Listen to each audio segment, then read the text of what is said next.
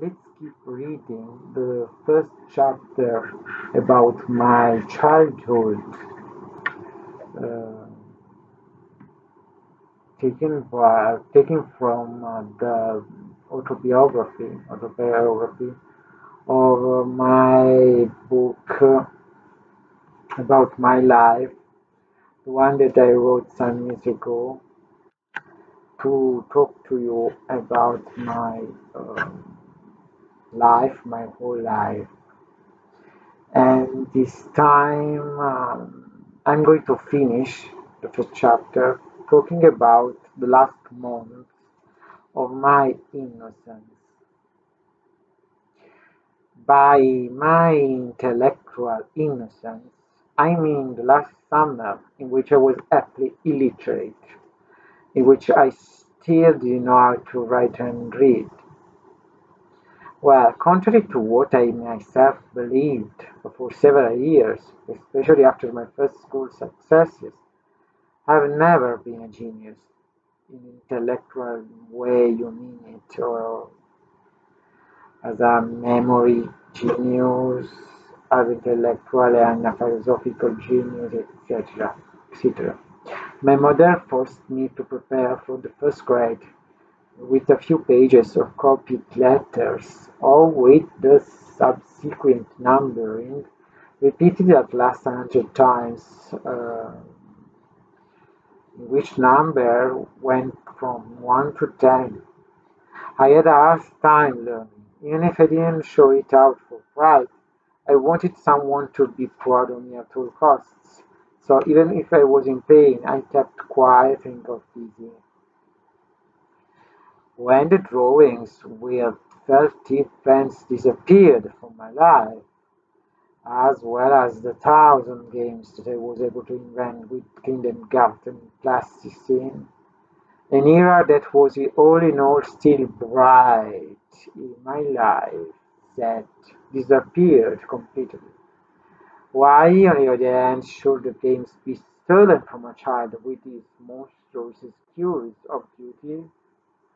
Just because we go to the first grade school, that isn't a reason to take out toys from us.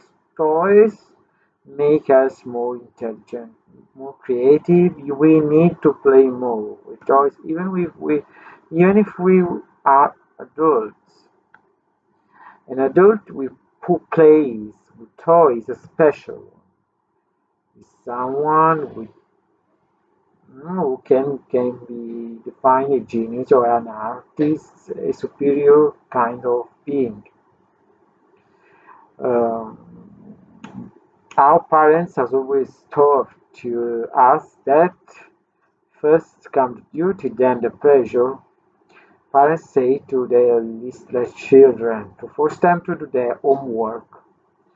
But will this duty really lead to a new pleasure when we have achieved the first of our for ourselves and for others, with a bit caught between the teeth and the bridles that stretch our limbs?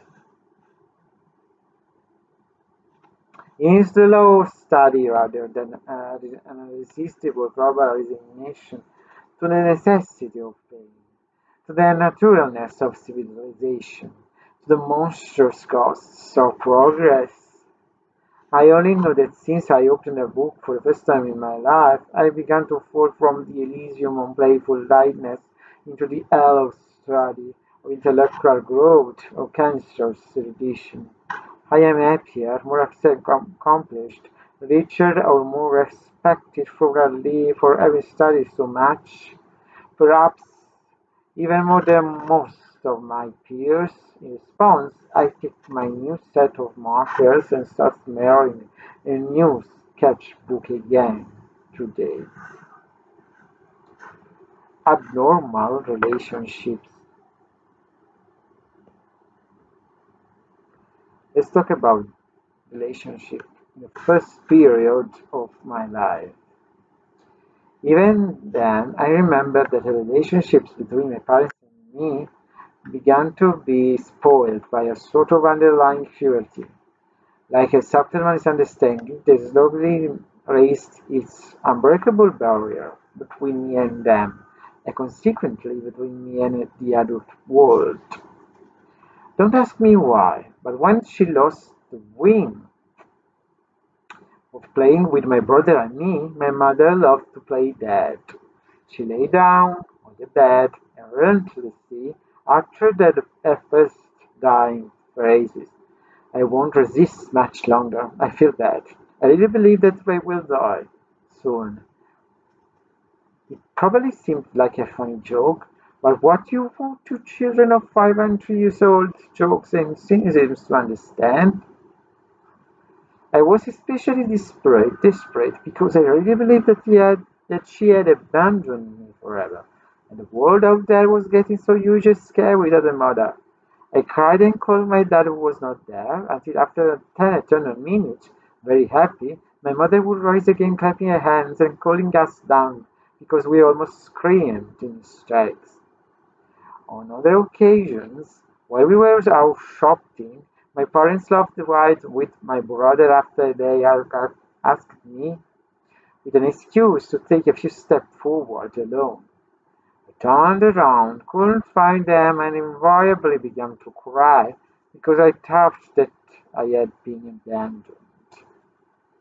I didn't have the courage to call for help from strangers, so I wandered down the street, left and right, hoping that it was really a joke, that someone had come to help me and take me back to my fleeing parents. I was crying, and didn't want to stop even when my father came out laughing from his silent place, telling me that in life I just didn't know how to get away with anything. Perhaps to the average reader, these family pranks will seem normal. Perhaps many others have suffered them as children and do not even remember them anymore. I, on the other hand, perhaps due to my morbid sensitivity, have kept them in mind for all these years.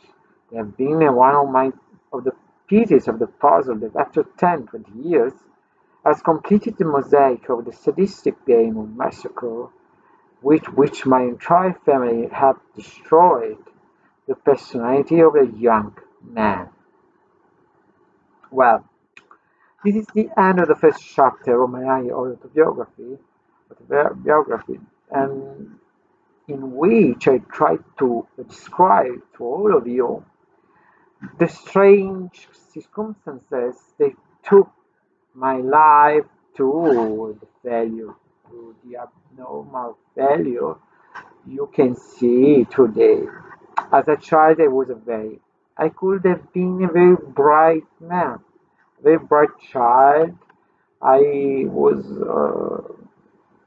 quite intelligent. I could be loved, but I was not. I could be hugged, but I was not. So today I think that must be a good part in being such a special child, such a lone child. Maybe living like that, I developed a genius side artist, of my art that helped me to write many books, many poetry, many poems, sorry, and many philosophical essays, just because I lived alone and tried to educate myself with tons and tons of books. This is the reason why I don't think that everything went bad in my life. I just tried to educate myself alone and I succeeded in some way. I just failed when we refer to the social life, to the real world, and that is the case when I failed and couldn't uh, be an independent to leave my family and begin my own life. This is my only remorse, and I think that one day I will be able to let me hear and understand by many people, even if I'm talking to no one because no one watches my videos. But I think that someone will try to understand what I am and what I need to do to start living again, even for a single day after a whole life of solitude, loneliness, and darkness. Thank you for listening. I see you in the next video.